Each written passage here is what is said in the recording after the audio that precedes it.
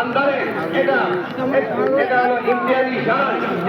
যে সময় যে হালাত আছে, যে অবস্থা আছে, সেই অবস্থার মধ্যে, কঠিন অবস্থার মধ্যে জমে থাকেন, আল্লাহ তাআলা রাস্তা করে দেন। নবুয়তের এই শান সিদ্দিকিয়তের মধ্যে এটা পাওয়া যায়। আল্লাহ নবী সাল্লাল্লাহু আলাইহি ওয়াসাল্লাম কে হযরত আবু তালিব ডাকতেন, বললেন যে মুহাম্মদ, তোমার কওমে তোমার ব্যাপারে এমন এমন সমালোচনা করতেছেন, কি করা যায়? এখন তো আমি তোমার কোনো সাহায্য করতে পারবো না।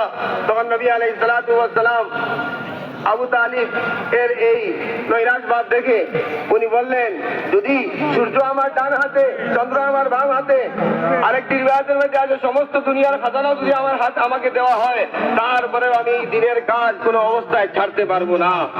এই দিনের দাওয়াত আমি কোনো অবস্থায় ছাড়তে পারবো না।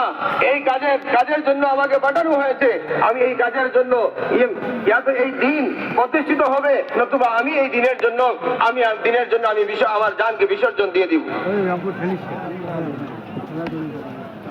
হযরত আবু বকর সিদ্দিক রাদিয়াল্লাহু তাআলা আনহু ঠিক নবী আলাইহিস সালাতু ওয়াস সালামের উসালের পরে, ইন্তেকালের পরে যখন উসামা রাদিয়াল্লাহু তাআলা লশকরকে পাঠানোর ব্যাপারে মশওয়ারা হচ্ছিল, ওই সময় উমর রাদিয়াল্লাহু তাআলা এর মতো ব্যক্তি উনিও রায় দিয়েছিলেন যে এই জমাত এখনো পাঠানো না হোক, এই জমাত এখন মদিনার মধ্যে থাকাটা বেহতর। তখন আবু বকর সিদ্দিক রাদিয়াল্লাহু তাআলা বললেন, না, যে জামাত আল্লাহর নবী বানিয়েছেন, হুকুম দিয়েছেন, ওই জামাত আমি পাঠাতে হবে। হে ওমর, তুমি জাহিলিয়াতের যুগে তুমি সাহসী ছিলা, আর এখন তুমি ইসলামের যুগে তুমি কাপুরুষ হয়ে গেলা। এটা কেমন কথা?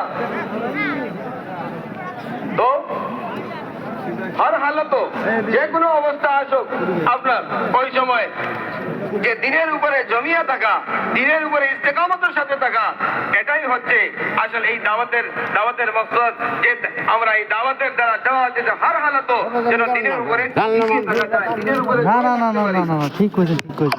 আর যখন